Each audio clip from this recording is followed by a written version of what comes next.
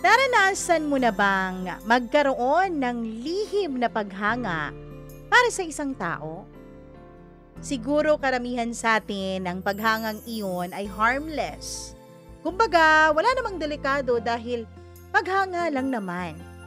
Pero paano kung ang simpleng paghanga na yon ay unti-unting mas lumalalim? Hanggang sa nagkaroon ka na ng kakaibang damdamin para sa taong ito. Hanggang sa ang simpleng paghanga ay naging pagnanasa. Nako naman sa mga merong mga minor de edad na nakikinig ngayon. Mommies, daddies, titas, titos, nako pakihinaan ng volume o better yet, ikaw na lang muna ang mag-headset dyan. At syempre, kung meron mang marinig, sana ipaliwanag natin sa ating mga minors ang tungkol dito sa ating programa. Atin na pong simulan ang inyong paboritong program. Ito ay walang iba kundi ang Dear Mama Mia.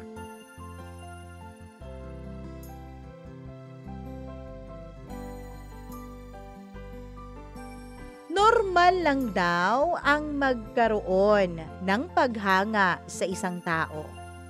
Normal lang daw na magka-crush.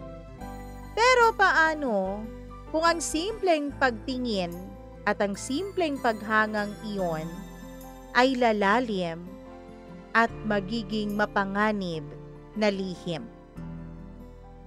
Dear Mama Mia, ako po si Lena. 28 years old na po ako, Mama Mia. At nagtatrabaho po ako sa isang mid-tier ad agency. Hindi naman masyadong sikat ang ad agency namin pero marami-rami na rin kaming mga naging kliyente. Mama Mia, sa mata ng madla, normal lang ang buhay ko. Sa mata ng madla, ito ang buhay na kalimitan ay nagiging ending ng bawat tao. Yun bang limit ng kanilang imagination at pangarap.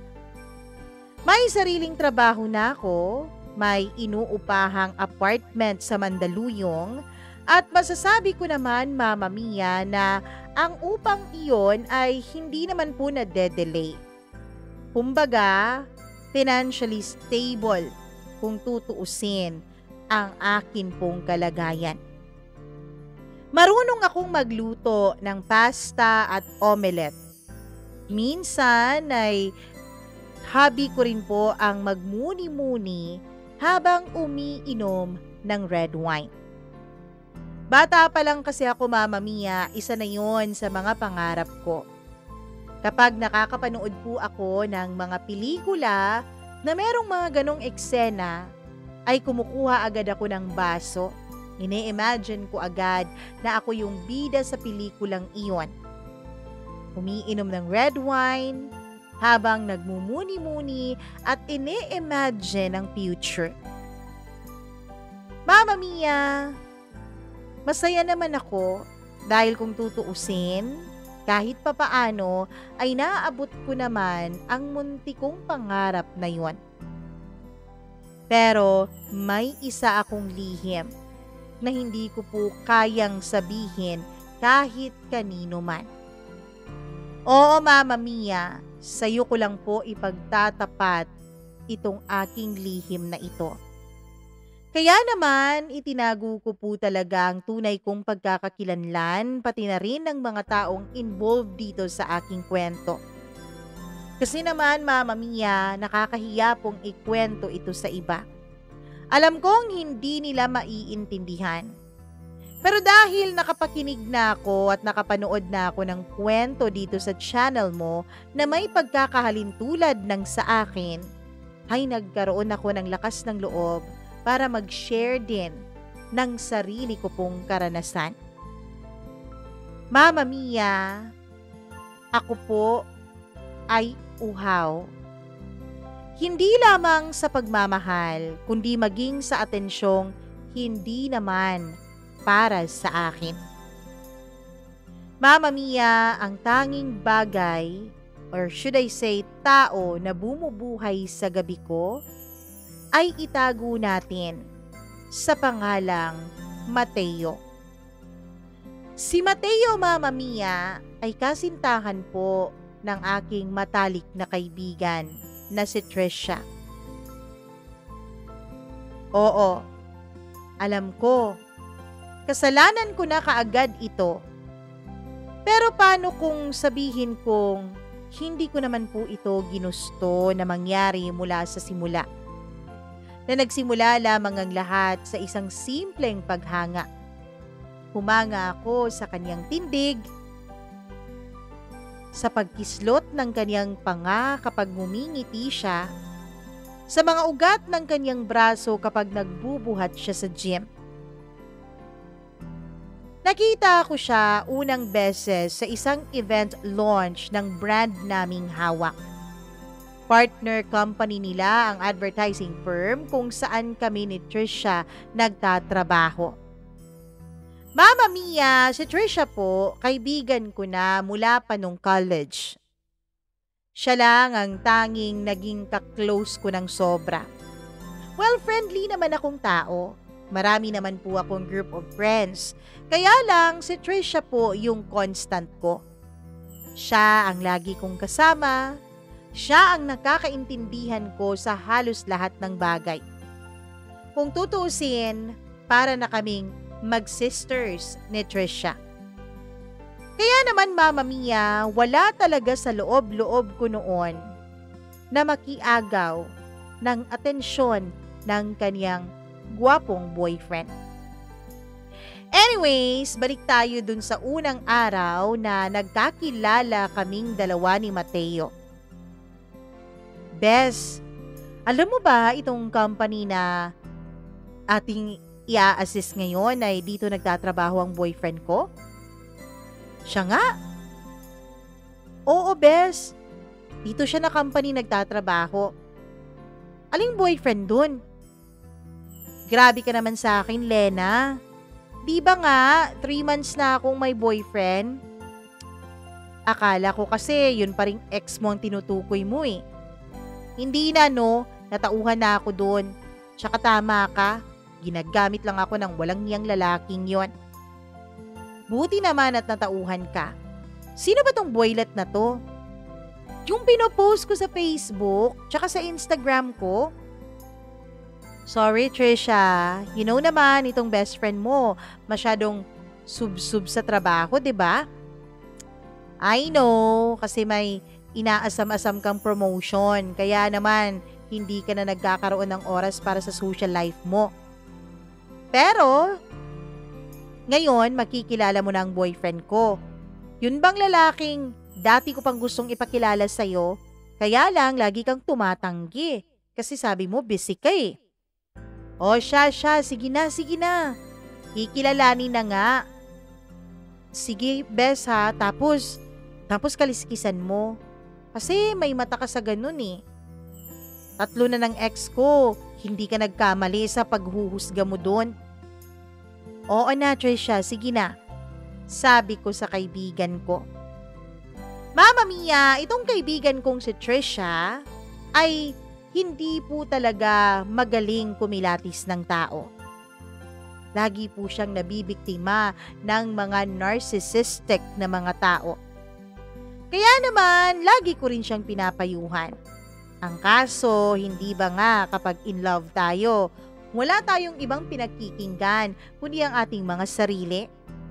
Kahit anong advice ko noon kay Trisha na iwanan na yung narcissistic niyang ex, ay ayaw pa rin niya. Pero ang ending, natatauhan din naman siya pero natatagalan. Kaya naman, excited ako kahit papaano na makilala itong sinasabi niyang bagong boylet niya na 3 months na raw sila. Gusto kong kilalanin ito ng husto dahil ayoko na muli pang masakta ng best friend ko. Sa araw ng aming pagkikita ay pareho kaming nakabihis formal. Siyempre, para iyon sa business event. Event launch nga, hindi ba? Siya ay nakasuot ng suit, samantalang ako naman ay naka-high slit na black dress. Mama Mia, aaminin ko po. Sa unang pagkikita naming dalawa ni Mateo ay nakuha niya agad ang pansin ko. Hindi lang dahil sa itsura niya, hindi lang dahil sa lahat ng mga naging boyfriend ng best friend ko, eto ang pinakagwapo. Kundi dahil din sa kung paano siya tumingin. Siguro ang pinaka-asset ng kanyang mukha, bukod sa kanyang 2 dimples sa magkabila ang pisngi, ay ang kanyang mga mata. Kung pocketbook pa ang ipapadescribe ko, Mama Mia, yun ang sinasabi nilang deep-seated eyes. Yung mga matang malalim kung tumingin. Hindi naman sa nambabastos pero mapang-usisa, na para bang kahit kaluluwa mo ay inaarok na niya.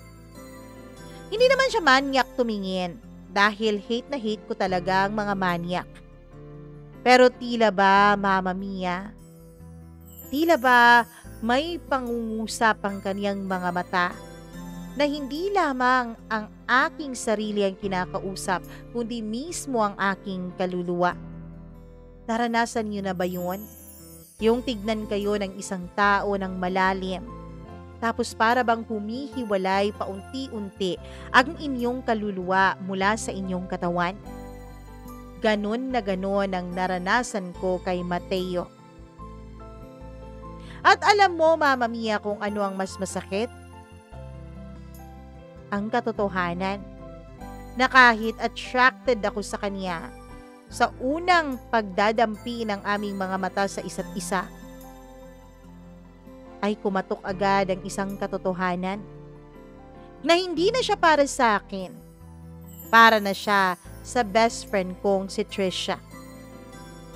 Pero Mama Mia, dun ko napatunayan kung gaano nga pala ako kakakaibang uri ng babae.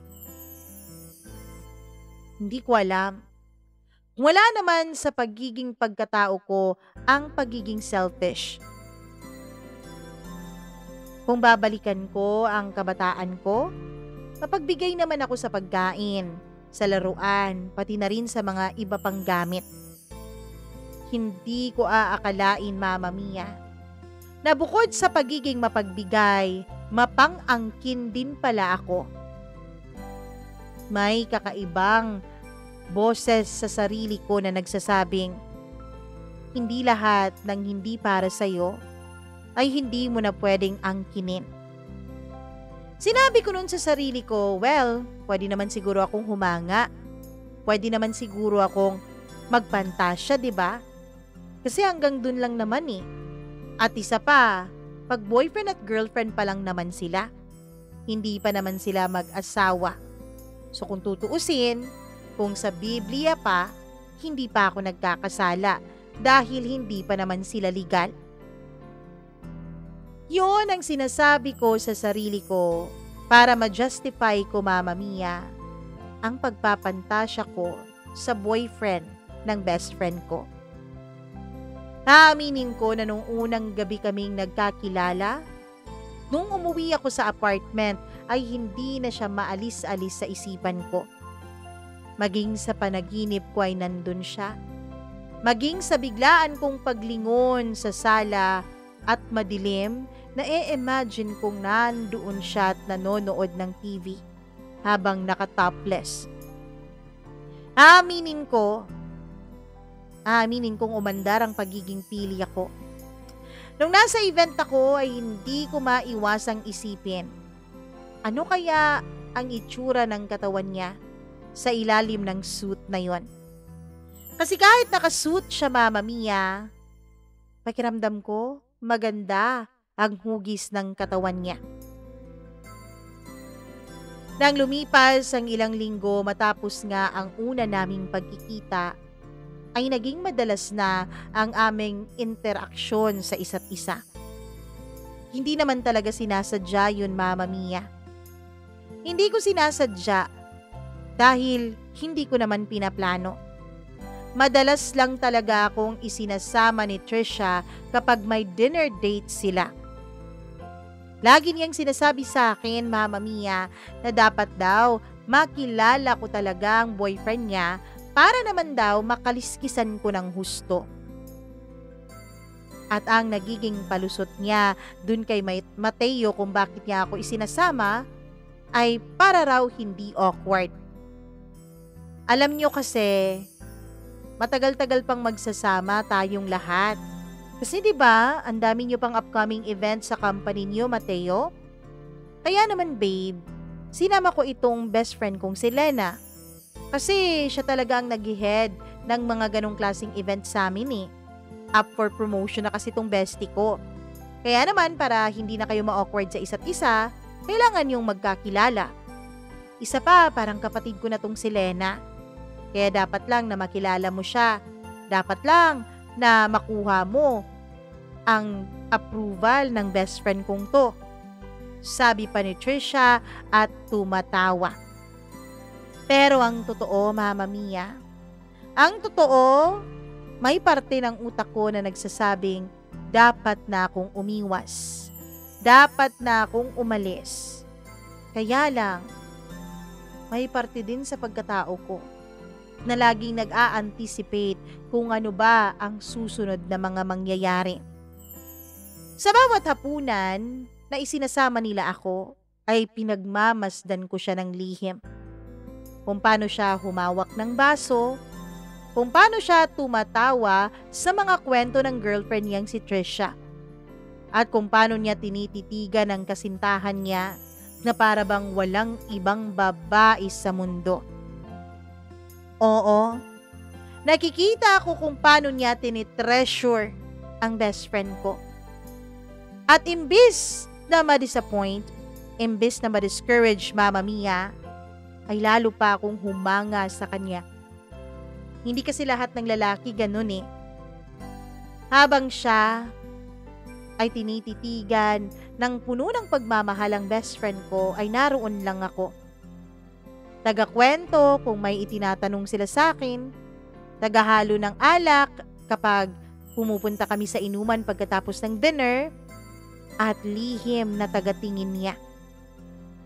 Pero may isang gabing kailanman ay hinding-hindi ko malilimutan, Mama Mia.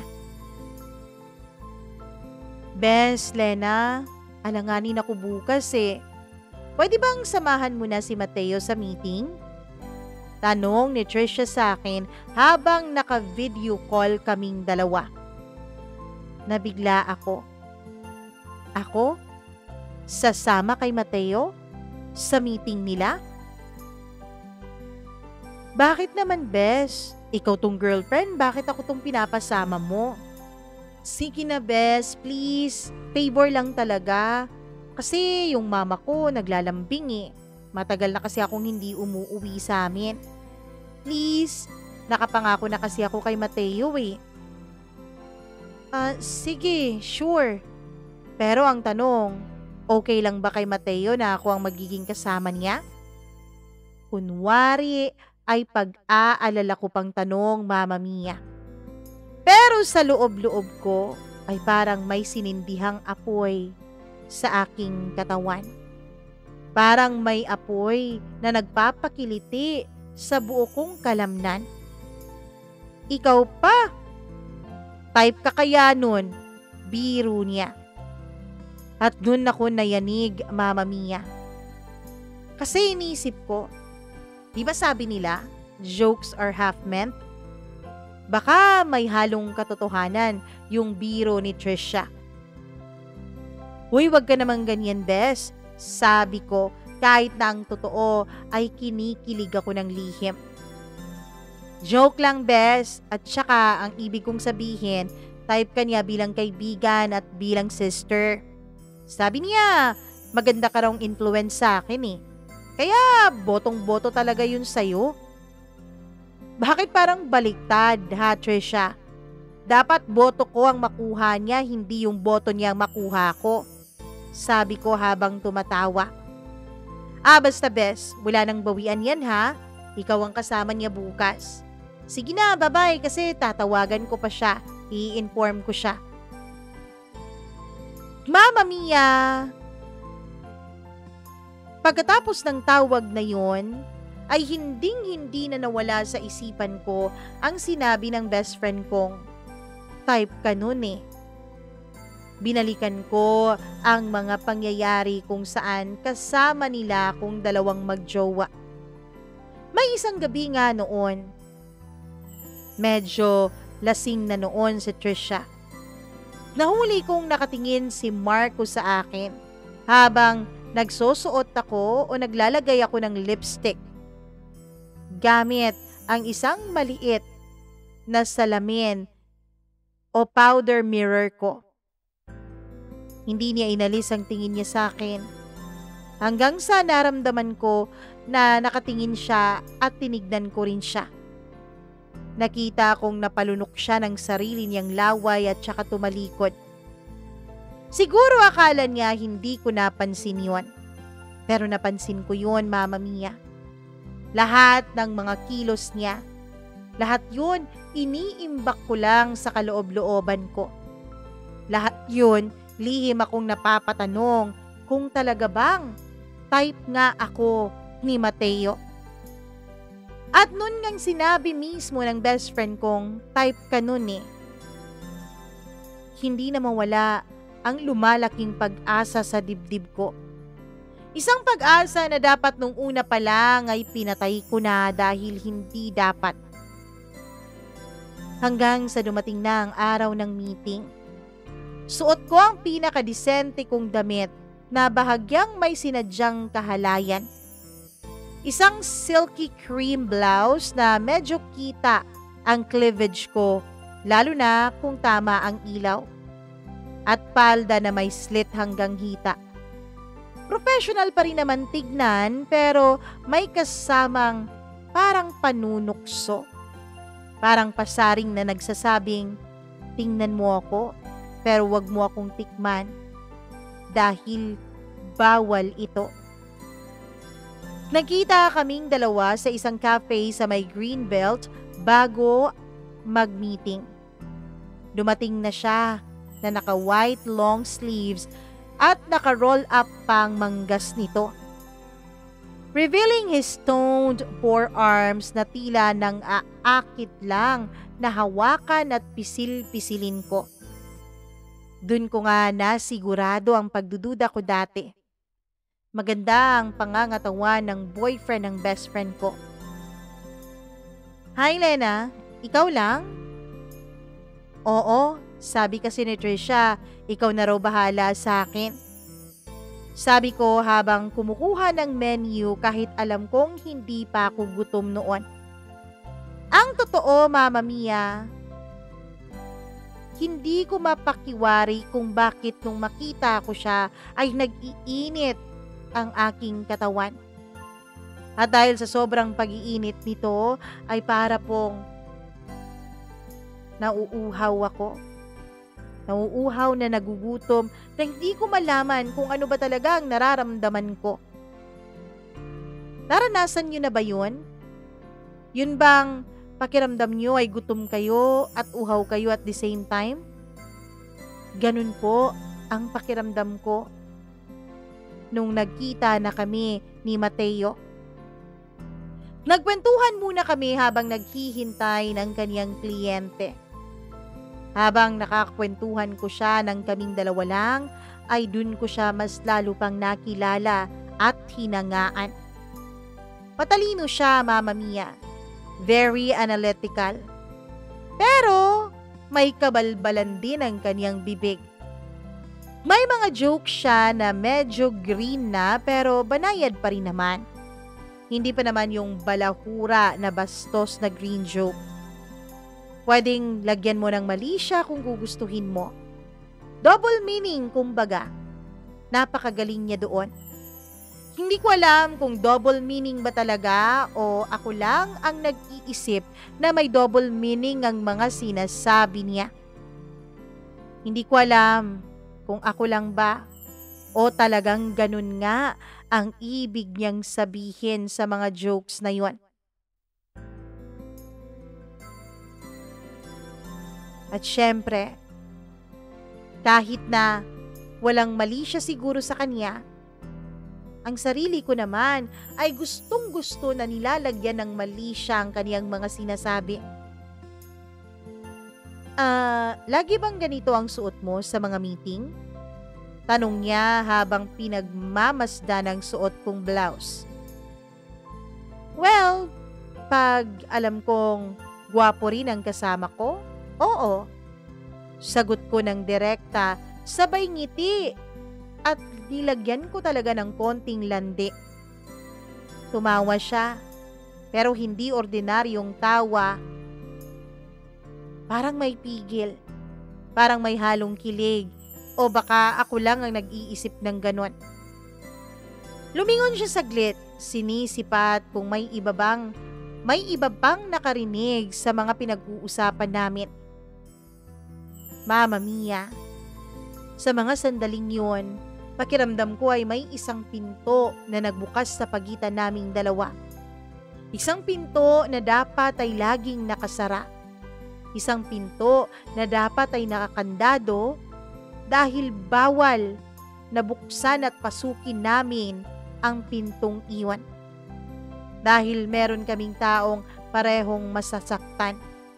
Isang tao na parehong mahalaga sa aming dalawa. 3 linggo matapos ang meeting na yon ay nagkita ulit kaming dalawa ni Mateo. Dapat sana ay may lakad kami ni Trisha, kaming 3. Pero nagka-fever daw siya.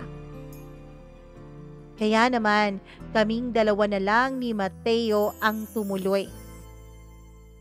Sayang naman ang reservation natin. Kung gusto mo, tayong dalawa na lang. Kesa naman masayang yung table. Napakahirap pa namang mag-reserve dun sa restaurant na yon. Sabi ko. Nagkunwari pa akong nag-aalangan, Mama Mia. Pero sa loob-loob ko, ay taimtim akong nagdarasal na sana nga ay pumayag siya na kaming dalawa na lang muna. At kapag ginawa niya yon, ay handang-handa na ako. Nagkita kami sa isang steakhouse restaurant. Sinalubong niya agad ako ng titig. Yung tingin, Mama Mia, na para bang hindi na lang ako basta tao. Hindi na lang ako basta best friend ng girlfriend niya sa kanyang paningin. Kundi isa na akong tukso na unti-unti niyang nilalapitan, hinahaplos at hinahawakan. Isa na akong tukso na parang ayaw na niyang pigilin pa. Noong umupo na kami ay sabay kaming umorder. Pagkatapos ay nagtawanan. Tapos ay nagkwentuhan habang kumakain. Matapos nga kaming kumain at uminom ng konti. Kasi syempre, 'di ba, steak, dapat may wine. Yun naman talaga ang magka-partner. Mama Mia, nagsimula na namang umulan noon. At syempre, alam niyo naman dito sa Pilipinas, konting ulan, baha kaagad. Kaya yun, bumaha. Tumawag naman ako at kumontak naman ako ng Grab para may masakyan ako pero walang available. Mama Mia, hindi ko alam kung ipagpapasalamat ko ba na walang available noon. At walang pumupunta dun sa location ko dahil medyo bahain na ang mga daan.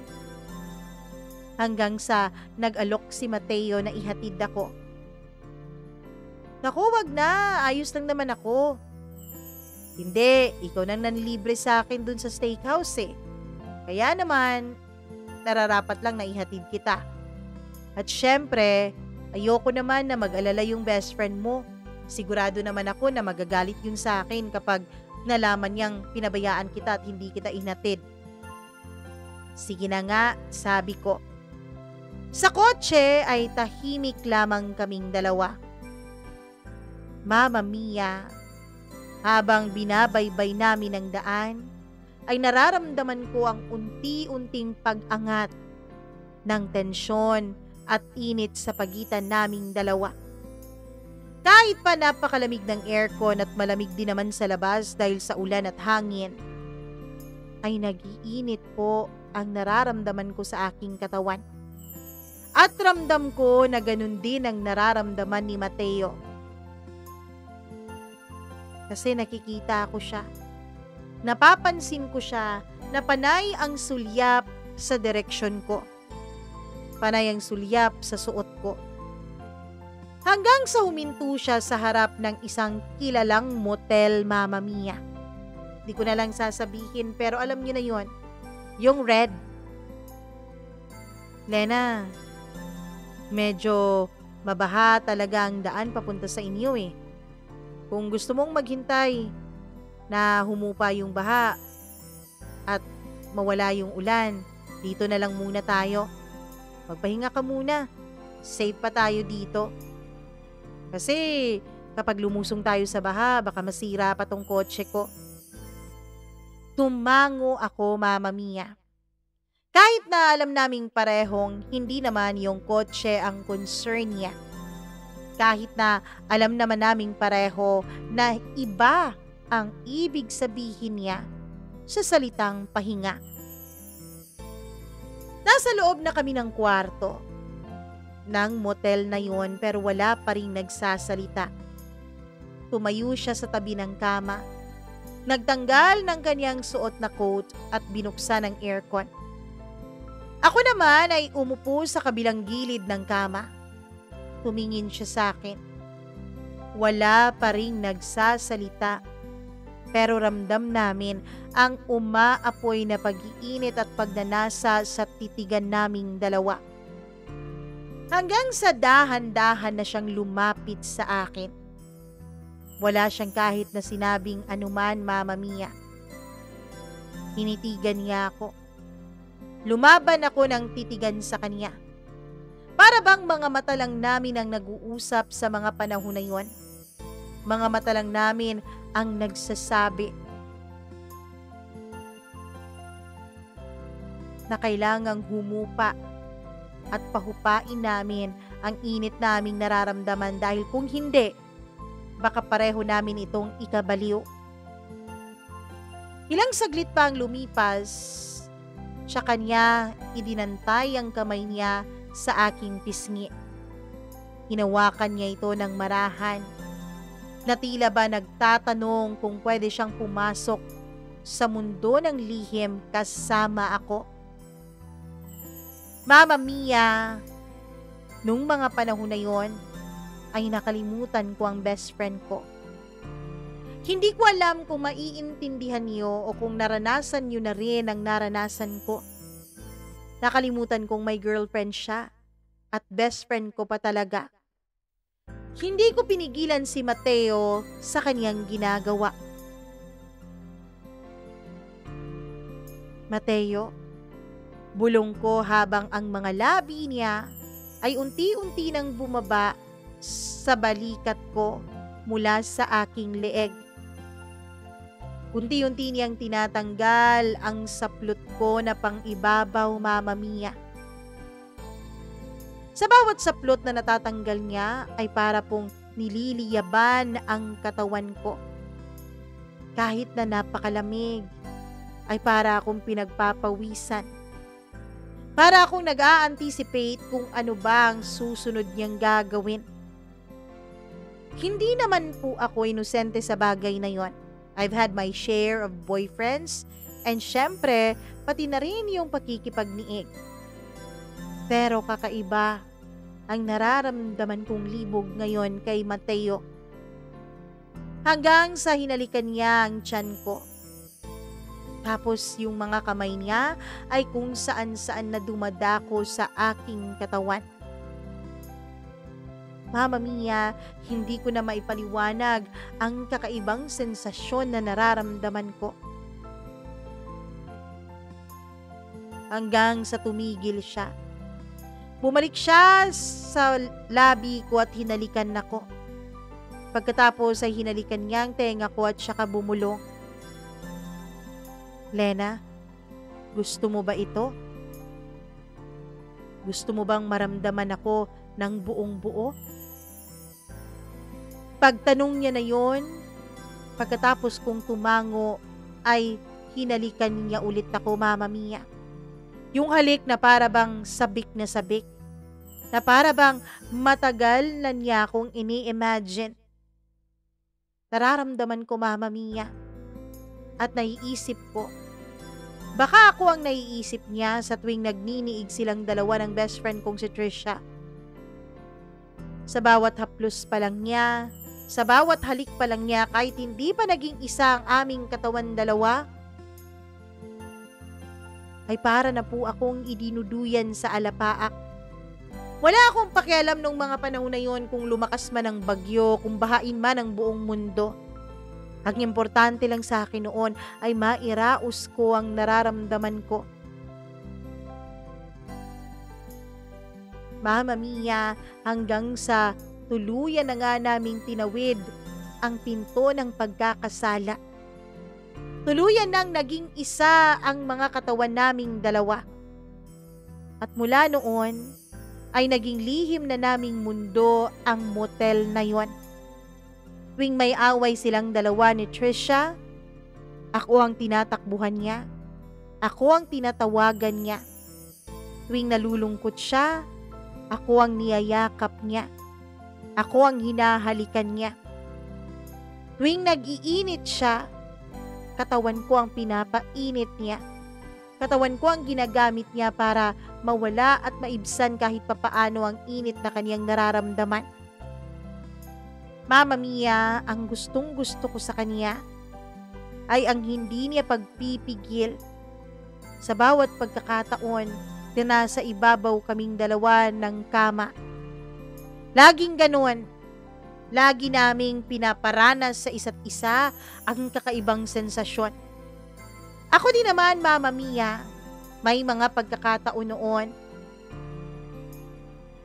na nagre-research pa talaga ako kung paano ko paliligayahin ng husto si Mateo. At effective naman. Dahil sa bawat pagkakataon na may nangyayari sa amin, pakiramdam ko ay hindi humuhupa ang apoy. Mas lalo pa itong nagliliyab na para bang dinadagdagan pa ng kahoy at papel. Tapos binuhusan pa ng gas. Hindi ko alam at hindi ko na mabilang kung ilang beses na kaming nagkita ni Mateo ng palihim sa isang motel. Kung ilang beses na naming pinagsaluhan ang katawan ng isa't isa. Basta, sa tuwing magkakaroon siya ng dahilan, stress sa trabaho, away nila ni Trisha, inis niya sa mundo, ako ang nilalapitan niya.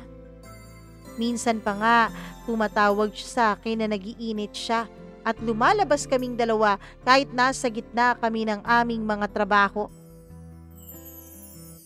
Mama Mia, lagi akong tinatanong noon ni Trisha kung bakit napapadalas ang pag-undertime ko. Sabi ko naman ay tsaka ko na lang sasabihin sa kanya.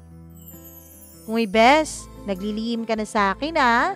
Bakit? May bago ka na bang napupusuan? May bago ka na bang karelasyon? Ngumiti ako sa kanya. Sabi ko, tsaka ko na lang ikukwento kapag sigurado na. Ang hindi niya alam, boyfriend niya ang kakalantari ko. Minsan, Mama Mia, sa isang maliit na motel, doon namin ginagawa. Minsan sa mismong kotse niya. Minsan nga habang nakapark kami sa madilim na parking area o kahit na saan kaming abutan na daan. Minsan sa mismong apartment ko kapag alam naming wala si Trisha sa paligid. Lagi siyang sabik. Lagi siyang may kasamang pagkasabik sa mga halik niya. Ang mga kamay niyang marahas pero na-e-enjoy ko. Pinagpapala ang buo kong katawan. Mama Mia, hinuhubaran niya ako na para bang mawawala siya sa sarili tuwing hawak-hawak niya ako. May pagkakataon pa noon na nasa loob kami ng apartment ko. Biglang dumating si Trisha. Buti na lang at nailak ko ng husto ang pinto. Tawag ng tawag si Trisha. Nagre-ring pa nga ang cellphone ko dahil tinatawagan niya pero hindi ko siya sinasagot. Nasa labas siya. habang kaming dalawa ng boyfriend niya ay magkaisa ang katawan sa ibabaw ng aking kama. Hanggang sa tuluyan ng umalis si Trisha. Kasi hindi niya nga ako makontak. Patuloy pa rin kaming dalawa ni Mateo.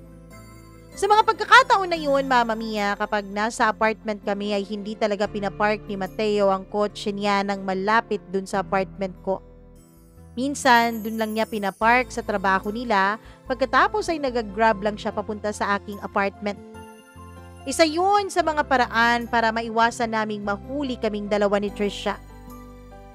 At ako, hindi ako umaarte. Hindi ko siya tinutulak palayo. Bagkus, Mama Mia, tuwing binubukaka ko ang mga hita ko sa harap niya, nararamdaman kong panalo ako. Nararamdaman kong pinipili niya ako. Alam mo, Lena, ikaw ang pinakamasarap sa kahit na sinong babaeng natikman ko. Bulong ni Mateo sa akin habang may nangyayari sa aming dalawa sa mismong kusina ko, sa ibabaw ng lamesa. Ganon din ang pakiramdam ko sa iyo, Mateo. Sagot ko habang ginagantihan ko ng haplos ang kanyang bawat pagdiin sa akin. Pagkatapos naming magparaos, minsan nagkakapi pa kami, nag-uusap. Pero hindi ko siya kinukulit. Hindi ko siya tinatanong ng mga tanong na alam kong magte-trigger sa kanya. Hindi ako nagtatanong kung kailan siya makikipag-break kay Trisha o kung makikipag-break ba siya sa best friend ko. Hindi ko kailangan ng label. Ang importante sa akin ay kasama ko lagi si Mateo. Ang importante sa akin ay lagi kaming magkayakap at lagi naming naiibsan ang pag-iinit ng aming mga katawan. Hindi ko pa kailangan ng label. Basta alam ko na akin ang katawan niya tuwing gabi. Basta alam ko na sa bawat pagniniig din nila ni Trisha, ako pa rin ang naiisip niya, sapat na muna yun sa akin. Pero Mama Mia, hindi ko po may tatanggi. Hindi na lang basta-basta atraksyon ang nararamdaman ko kay Mateo. Hindi na lang basta-basta init ng katawan. Hindi na lang basta-basta pagpaparaos para sa akin ang aming ginagawa. Nahuhulog na ako. At hindi ko alam kung sa pagkahulog ko na yon ay may sasalubas sa akin. Mama Mia, minsan, nagkita kaming dalawa ni Trisha sa paborito naming salon nang hindi namin sinasadya. Nagulat pa siya. Hoy, Bes! Buti naman at naabutan kita dito. Alam mo, ang hirap mo nang hagilapin sa mga panahon na yun, ha? Kahit sa trabaho, parang umiiwas ka eh. Hindi naman, Bes. Busy lang talaga. Uy, Bes. Alam mo na ba yung chismis? Ano yun? Sabi kasi nila eh, ano raw, baka hindi raw sa'yo maibigay yung promotion na inaasam-asam mo.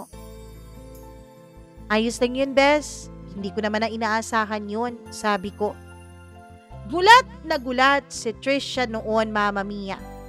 Hindi niya akalain na masasabi ko ang ganon. Kasi ang akala niya talaga, yung promotion lang ang habol ko. Ang akala niya talaga ay gustong-gusto ko talaga na ma-promote. At yun lang ang gusto kong mangyari sa buhay ko. Ang hindi niya alam, hindi na lang trabaho ang nagpapa-excite sa akin, kundi yung boyfriend na niya. Talaga, ayos lang sa'yo kung mapunta kay Jade yung promotion? Ayos lang, Bes. Huwag kang mag-alala. Uy, good for you, ah. Hindi ka na workaholic ngayon. Nag-iba ka na talaga, Bes. Hindi na ikaw yung Lenang kilala ko dati, ah. Alam mo, mukhang good influence yung boyfriend mo sa'yo. Kaya lang, sana naman, Bes, wag mo akong paglihiman. Sana naman, Bes, wag mong itago sa akin yung boyfriend mo. Pakilala mo rin. Kahit hindi naman ako magaling sa judge kahit naman ako hindi magaling mag-judge ng character ng isang tao, siguro naman mararamdaman ko kung may binabalak na hindi maganda yung boyfriend mo sa'yo. Hindi ko pa boyfriend, Bes, pero malapit na, sabi ko. Buti ka pa. Alam mo, Bes, kaming dalawa ni Mateo, hindi ko na alam eh. Mama Mia, na curious ako sa sinabi niya. Habang nagpapa-manicure, pedicure kami at nagpapaayos ng buhok ay nagkwento siya. Minsan kasi parang nagiging iba na si Mateo. Parang lumalayo siya sa akin. Hindi na siya katulad ng dati. Hindi na siya sing lambing. Hindi na siya sing init. Pakiramdam ko nga, Bes, kapag nag-aanuhan kami, parang ibang babae yung iniisip niya. Napalunok ako ng sarili kong laway at kinagat ko ang labi ko, Mama Mia. Inilayo ko ang tingin sa kanya at saka nagkunwari akong tinitignan ang ginagawa ng manikurista sa aking paa. Baka naman stress lang masyado sa work yung boyfriend mo. Ewan, Bes. Hindi naman siya ganito dati. Stress din naman siya sa trabaho niya dati pero hindi naman kami nagkaroon ng ganitong problema. Minsan, alam mo, nararamdaman ko talaga na parang may ibang babae siya. Ano naman ang basihan mo para mag-isip ka ng ganon? Kunwari ay tanong ko. Nang pipish out ako, Mama Mia, baka may alam na siya. Baka may ebidensya na siya. Wala. Intuition lang. Alam mo yun? Yung pakiramdam ng isang babae. Ewan ko nga ba? Tumango-tango lang ako sa bawat salitang kaniyang sinasabi. Kunwari ay nakikisimpat siya. Kunwari ay nakikiramay sa nararamdaman niya. Pero Mama Mia, pilit kong itinatago ang panginginig ng mga hita ko. Sa kaba, pati na rin sa pananabik. Nananabik ako, Mama Mia. Nananabik akong isipin na baka nga ako nga ang dahilan ng lahat ng yon at baka ako na nga ang totoong gusto at mahal ni Mateo. Pagkatapos naming magpasalon ay nag-aya pa itong si Trisha na magkape kaming dalawa. Siyempre, bilang best friend niya ay sinamahan ko siya dahil alam ko na may nararamdaman siya. Hindi pa niya alam na habang nagkakape kaming dalawa, sa loob ng damit ko ay may mga marka pa ako ng kagat ng boyfriend niya. Lalong-lalo na sa pagitan ng dibdib ko at sa hita ko dahil kagagaling lang namin sa pagniniig kagabi. Isang gabi, Mama Mia, mag-isa lang ako noon sa apartment ko. Nakahiga ako sa kama at ini-imagine si Mateo nang bigla itong tumawag. Lena, aalis ako. Uuwi ako sa probinsya namin. Baka ilang linggo akong mawawala. Gulat na gulat ako dun sa sinabi niya. Ano? Bakit? Gusto ko lang makalayo muna, makapag-isip-isip. Natahimik ako. Ilang segundo lang pero parang bumibigat ang dibdib ko.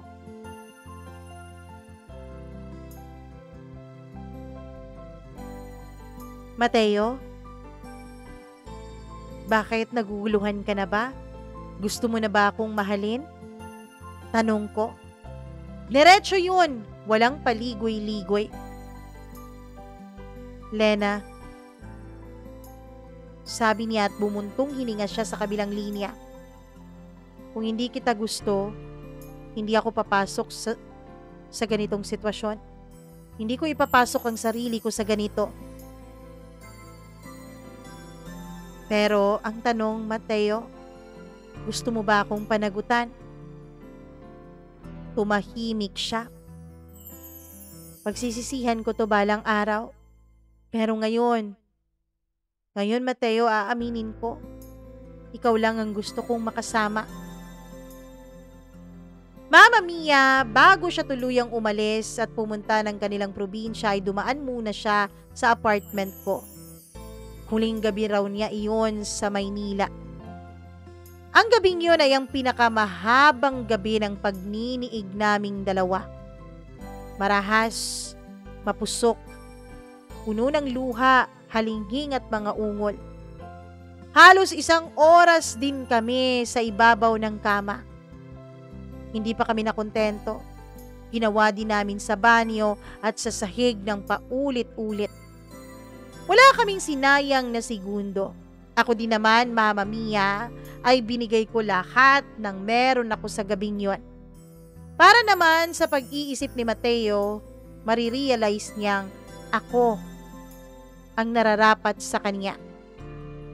At nang napagod na kaming pareho ay natulog na siya sa dibdib ko. Hinaplos-haplos ko ang buhok niya, sabay bulong sa kanya. Sana hindi na kita kailangang agawin pa sa iba. Sana maging akin ka na lang talaga. Pagkatapos noon ay nakatulog ako. Nagising ako, Mama Mia, nang wala na si Mateo sa tabi ko. May isang sulat siyang iniwan. Isang sulat ng pamamaalam. Lumipas ang mga araw hanggang sa naging 3 linggo na siyang wala. Walang kahit na anong tawag, wala rin kahit na anong text.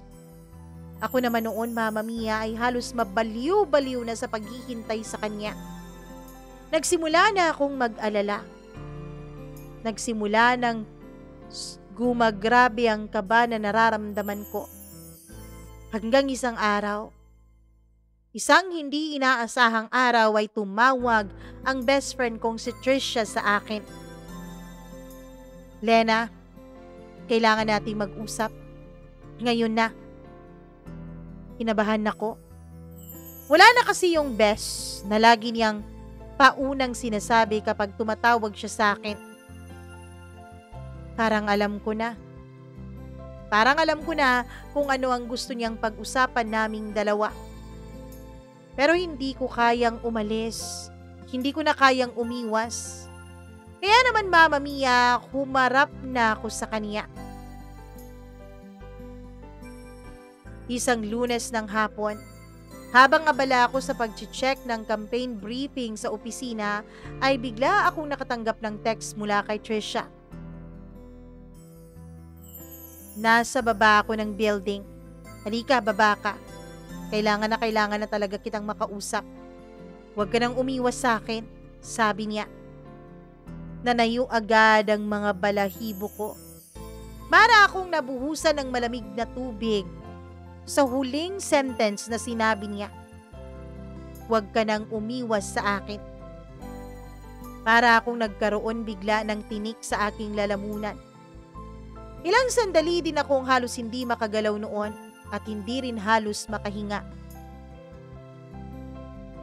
Pagkatapos noon, ay huminga ako ng malalim ng 10 beses at saka nagdesisyon na babain na si Trisha. Nakita ko siya, Mama Mia, nakaupo sa isang bench na nasa ilalim ng isang kahoy. Nakasuot ng simpleng blouse at jeans. Walang makeup, pero namamaga ang kaniyang mga mata at matalim ang titig niya sa akin.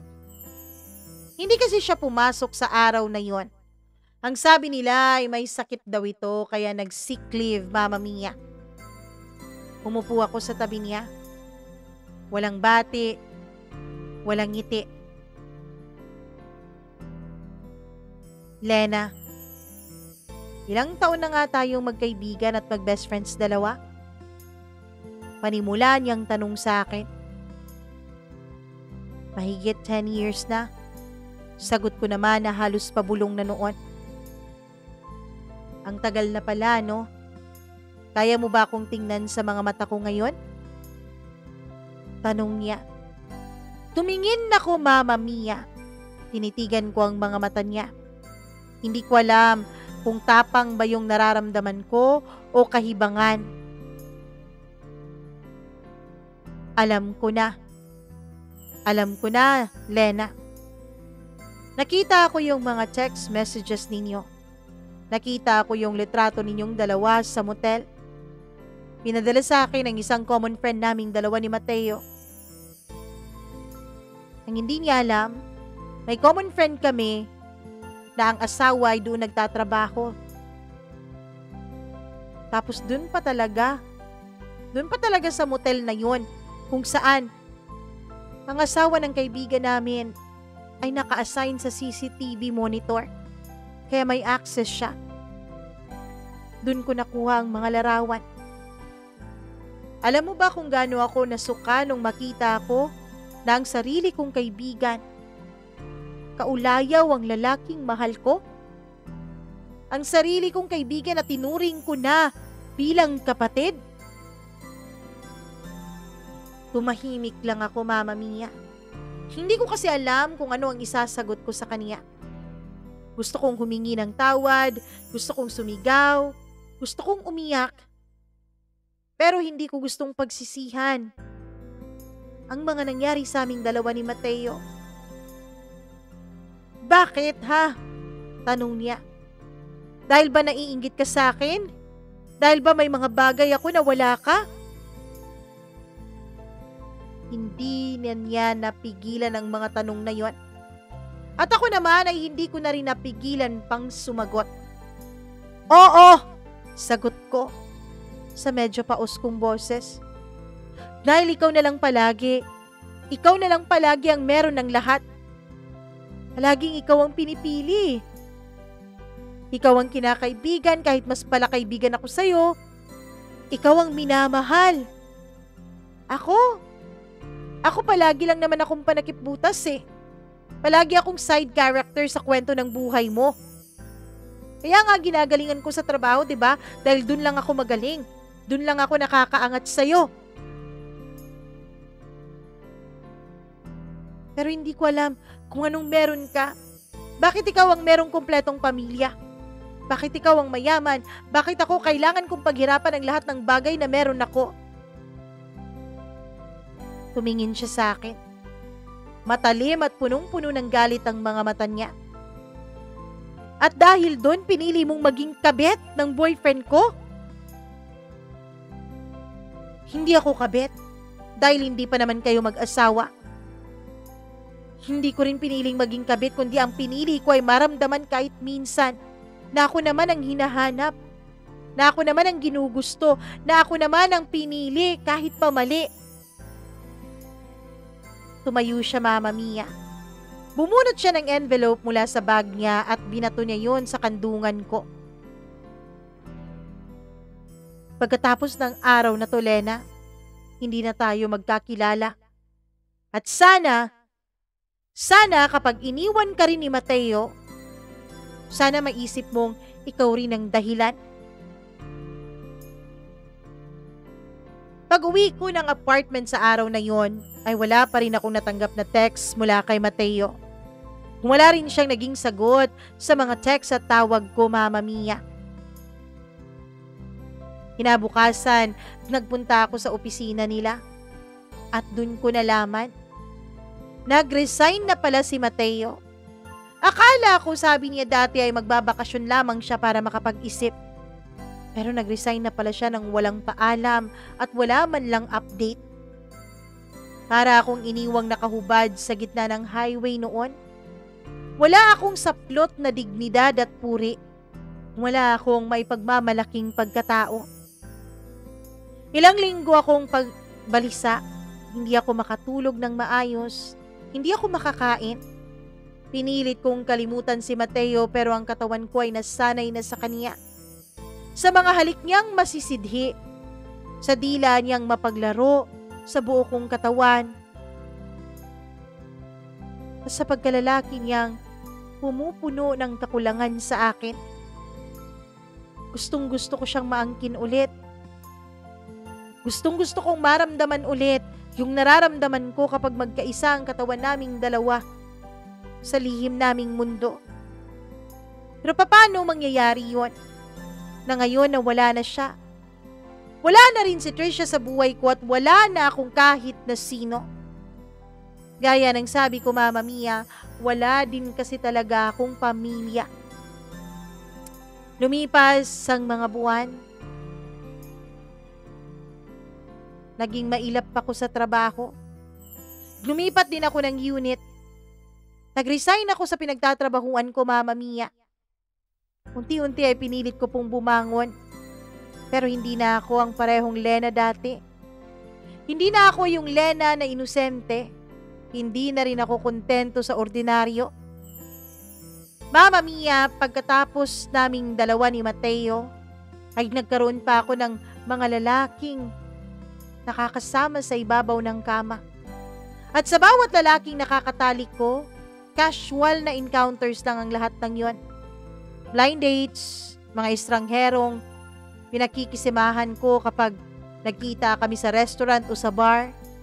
At wala ni isa man sa kanila, Mama Mia, ang pumantay sa kung paano ako pinaligaya ni Mateo sa ibabaw ng kama.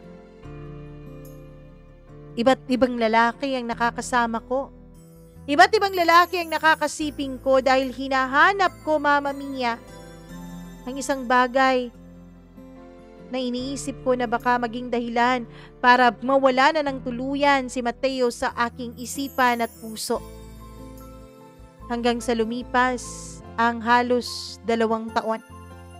Isang gabi habang naglalakad ako pa uwi, nadaan ako sa isang bar sa Makati. May lalaking pamilyar ang tindig na nakaupo sa loob, nakatitig sa baso ng alak. Hindi ko mawari pero parang si Mateo. Pumasok ako, hindi siya agad tumingin pero nang magtagpo ang mga mata namin, ay parang sumabog ang lahat ng damdaming matagal ko nang kinikimkim.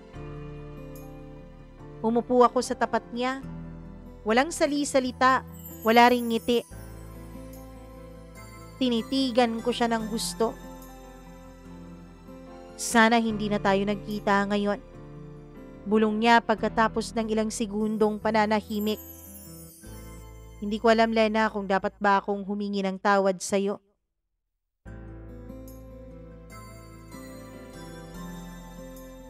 Doon ako napaiyak. Hindi, Mateo. Ako dapat ang humingi ng tawad. Dahil ang totoo, ginamit kita. Ginamit kita para maramdaman kong mahalaga din ako. Para maramdaman kong mas mahalaga din ako kay Trisha kahit minsan.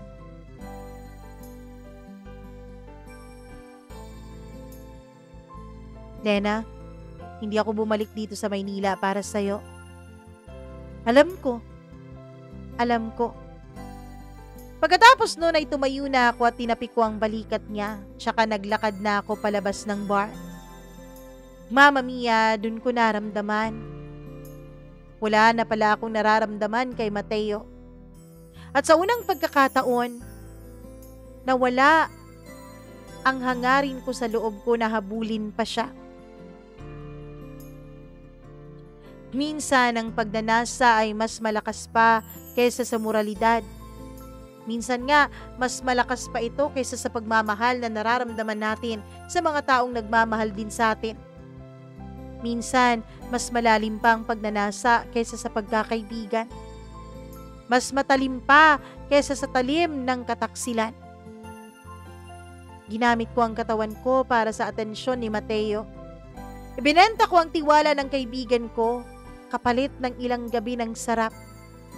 Tinalikuran ko ang konsensya ko para lang maramdaman ko na ako naman ang bida. Pero sa huli, hindi rin pala nangyari ang inaasam-asam ko. Hindi rin pala ako naging bida. Hindi rin pala ako ang nanalo. Bagkus, ako pa rin pala ang natalo sa huli. Maraming salamat po, Mama Mia. Nawa po ay may natutunan ang inyong mga tagapakinig dito sa aking naging karanasan. Sa ngayon ay single pa rin ako. Oo, inaamin kong may casual hookups pa rin ako pero hanggang dun lang muna. Hindi ko alam kung may magmamahal ba talaga ng totoo sa akin. Kapag nalaman nila ang mga pinagdaanan ko. Kapag nalaman nila ang pagtatraidor ko sa aking kaibigan mismo. Maraming salamat po ulit. Hanggang dito na lamang. Gumagalang, Lena.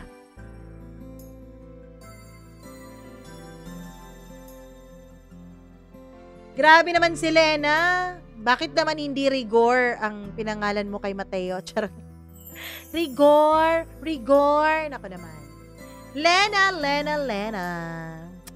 Hindi ko alam. Hindi ko pa kasi naranasan na pinairal ko ang aking pagnanasa, na pinairal ko ang pag-iinit ng aking katawan kaysa sa aking isipan. Sana hindi ko talaga maranasan. Yun ang pinakaano ko, no? Kasi sa bawat mga kwentong nababasa ko at syempre binabahagi ko rin sa inyo, naku-question ko tuloy ang sarili ko. Talaga bang merong ganon? Talaga bang may mga damdamin tayong hindi natin naiiwasan? Kahit anong pilit pa natin? Pero anyways, maraming salamat sa pagbabahagi mo ng iyong kwento dito sa ating programa, Lena. Nako, sana nga ay may natutunan kayong lahat. Sa dinami-dami ba naman ng kwentong ating tinatampok dito sa ating programa, sana may natutunan kayo, kahit papaano. Pero bago tayo dumako sa inyong mga komento at syempre sa inyong mga pa-shoutout, dito muna tayo sa ating mga suki na ating mga members na ngayon ay 4 na lang sila. Hi, ako kay Gimaras Girl, kay G. Antorio, kay Angeline Puaso, kay Maureen Tugab, maraming salamat. At syempre po, kung kayo nagpa-member kayo tapos hindi ko pa kayo nababati, nako, pasensya na ha, dahil August 7 ang kwentong ito may ere, pero nire-record ko ito ngayong July 23. So medyo advance po ang recording natin. So kung nagpa-member ka, huwag kang mag-alala, sa mga susunod na araw, mababasa ko naman yung membership mo. Hi, ako sa ating mga suki ay kay Jean8864 from Iligan City, Virgil Lopez, Shumi, maraming salamat. Roslyn Caraballo, hello rin ako kay Sally Buma. Marlene Malacura, hello sa'yo, God bless you always too. Hello rin ako kay Riza, Chazzy Chai, Mary Grace Sinadan, Janice Villar, Christina Season, Rose Eunice, Christopher Santos, hi! Via Magdamit Monhardin, Tishtan, maraming salamat. Margie Flores, hello rin ako kay Zaida Vidaldins Lumigid, Maggie Tagwada, maraming salamat. Hello rin ako kay Aksa Heliana, syempre dito tayo rin kay Raylene Komoto, maraming thank you, first time niya raw mag-comment. Maraming salamat po at ginawa nyo akong pampatulog. Hello din ako kay Grace Sarmiento. Hello rin ako kay Linda Abinales, Dina Aliparo, Liza Chen. Maraming salamat. At sa inyong lahat na nakikinig sa atin, thank you very much. Kung kayo po ay may sariling kwento ng inyong buhay, please huwag kayo mag-hesitate na mag-share din ng inyong kwento. Mag-email lamang po kayo, mamamiacdo0317@gmail.com.